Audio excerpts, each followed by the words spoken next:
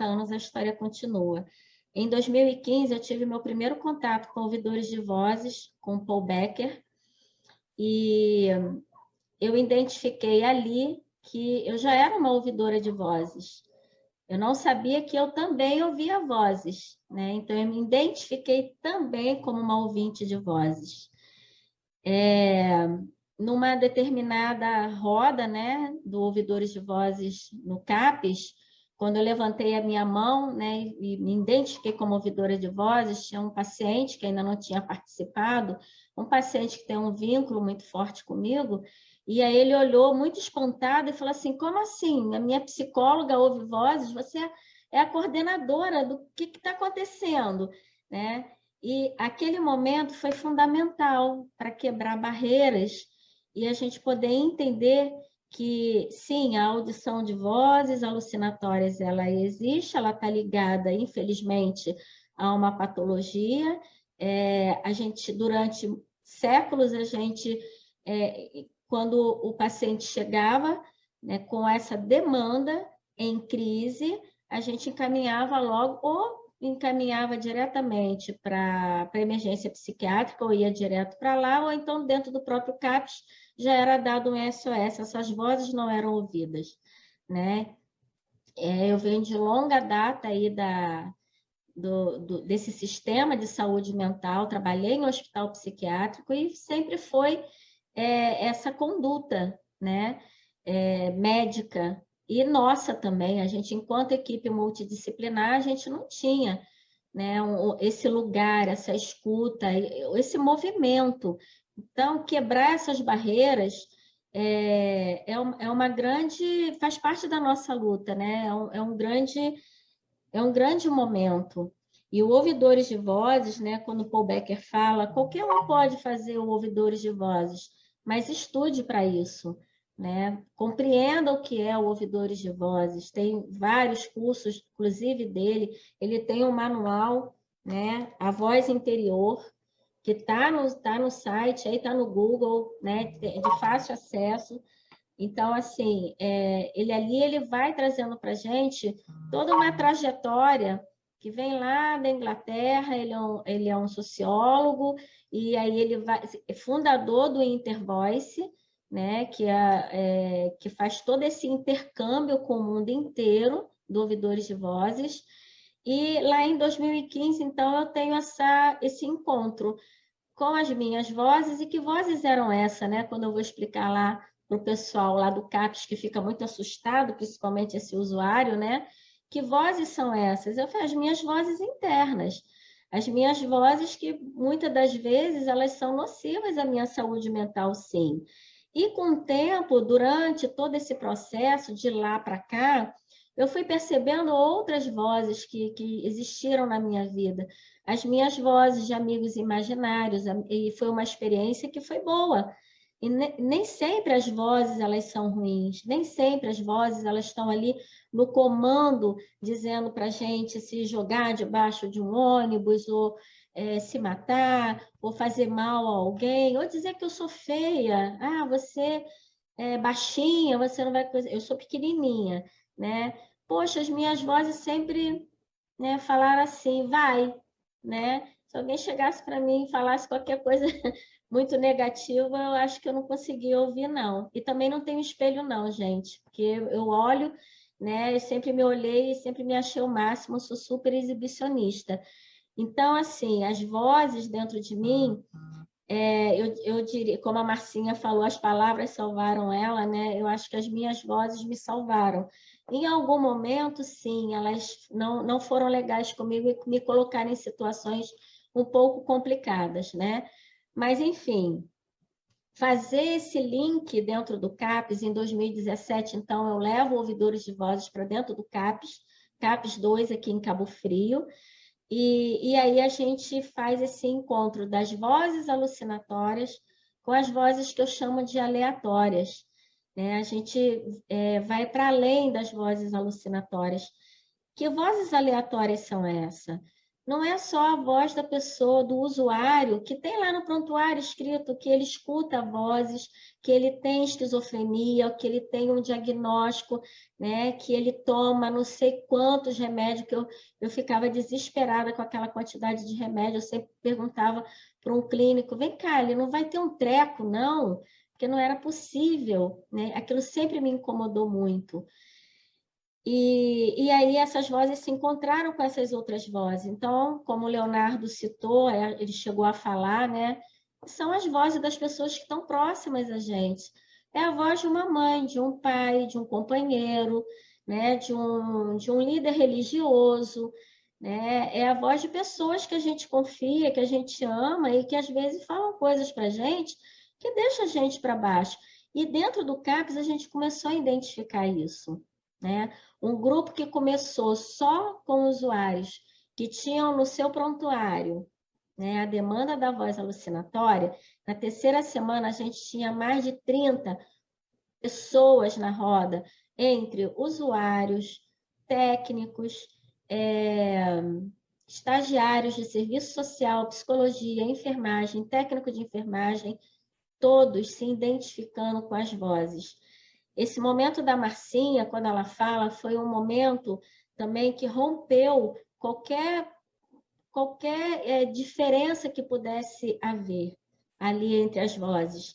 Porque a Marcinha, ela, de fato, ela sai de dentro de uma sala onde ela está trabalhando, e o grupo já era um grupo que já tinha bastante gente. Ela sentou, ela não deu esse detalhe, mas ela senta no meio da roda, no chão, e desaba, porque ela ouviu as vozes dela através de outras vozes, né? Então foi um momento assim para o CAPES que revelou para muita gente, para os pais. Estou esquecendo aqui, não posso esquecer da família. A família é a primeira a entrar dentro do CAPES. Às vezes ela entra antes dos usuários, ela entra antes dentro do serviço. E a gente precisa acolher essa família, ajudar ela a entender essas vozes.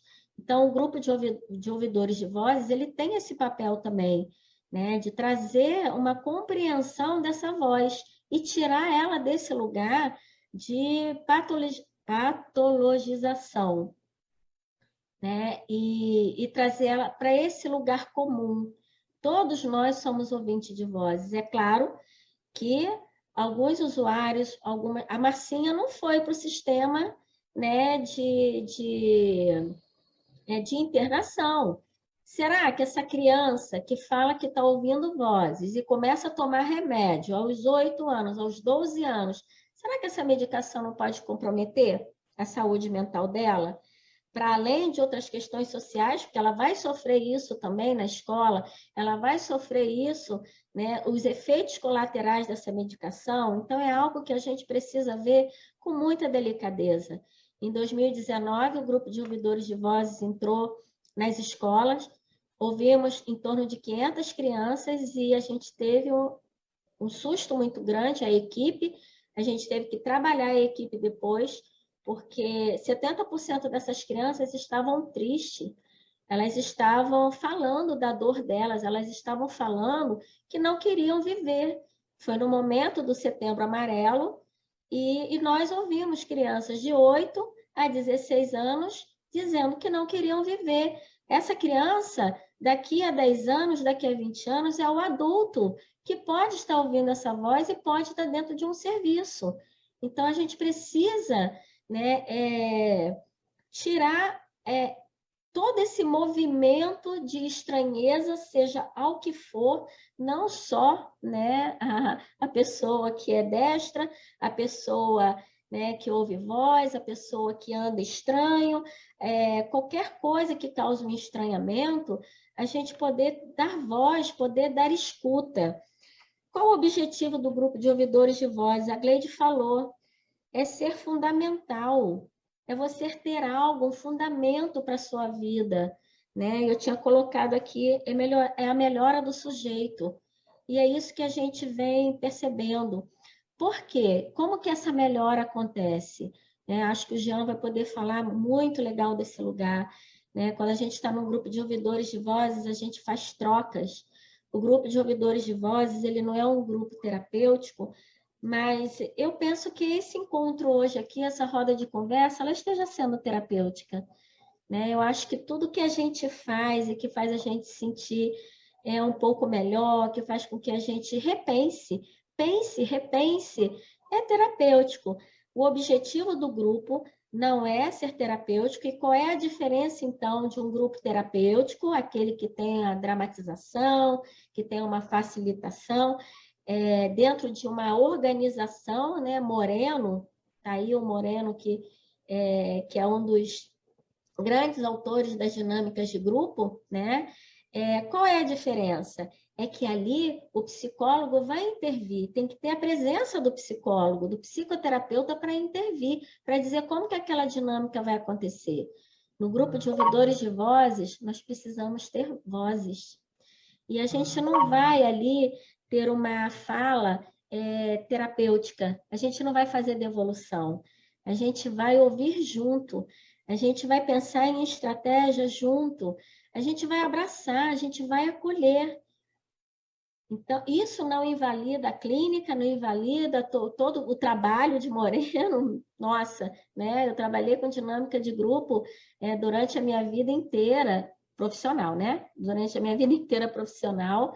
Em 96, eu estava dentro de um hospital psiquiátrico e estava fazendo dinâmica de grupo. E estava ouvindo vozes, mas essas vozes elas estavam sendo bem silenciadas até chegar no grupo, porque antes passava por uma triagem, pelo médico, por um SOS, muitas vezes por um ECT, por um eletrochoque, até chegar ao grupo. E quando chegava ao grupo, ela não chegava da mesma forma que ela dava a porta de entrada dela, né? Então, acho que a gente está evoluindo bastante no processo dessas novas abordagens que a gente tem aprendido junto ao Senat. O Senat está abrindo uma porta grande para que a gente possa ter essa compreensão. Convido a todos para que possam estar conhecendo a página do Senat. Vocês são estudantes, a faculdade, né, a gente precisa ampliar o saber da faculdade, esse é só o começo para vocês, seja a área que for, não deixem de fazer a terapia de vocês, é importante. Estou falando isso e trazendo essa questão, porque durante Ouvidores de Vozes no CAPES, os estagiários de psicologia, né, alguns desistiram quando participaram do grupo. Não deram conta, mas não deram conta do quê? Das suas próprias vozes.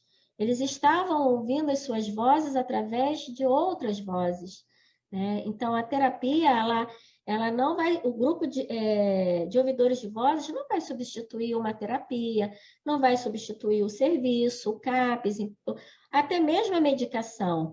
Mas a gente pode falar sobre isso, a gente precisa aprender a perguntar, o usuário, o paciente, né? Ele precisa aprender a perguntar para o médico, mas por que você está me receitando o Aldol? Por que eu estou tomando essa medicação? A gente precisa perder esse medo. E no grupo de ouvidores de vozes, a gente começa a ter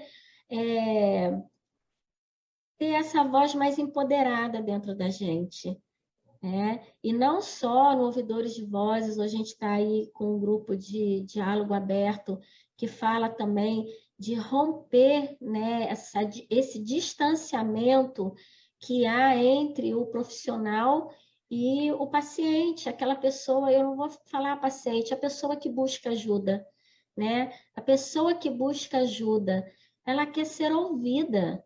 E muitas das vezes ela também fica calada na psicanálise, né, na clínica psicanalítica. Quantas vezes eu não ouvi paciente falando assim, graças a Deus ainda não aconteceu comigo, mas já ouvi muito dizer assim, eu vou fazer psicanálise por quê? Eu vou chegar lá, o psicanalista não vai falar comigo, né? E entender que às vezes que o silêncio do psicanalista ele é importante. Então, são áreas, são abordagens, né? E hoje eu estou totalmente entregue, apaixonada, eu sou fã, né, do Ouvidores de Vozes, porque eu vejo resultados, né? E nós temos aqui vários ouvidores que podem falar um pouquinho